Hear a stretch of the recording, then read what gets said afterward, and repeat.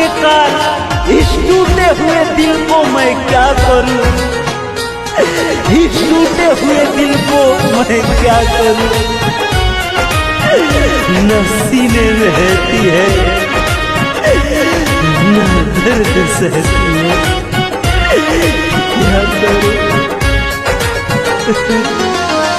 सरोजा सावरिया के परखलाना हो, हे भोला जी परखलाना, हे भोला बाबा टूटल दिलवा लेके काठी करब चरनिए अपन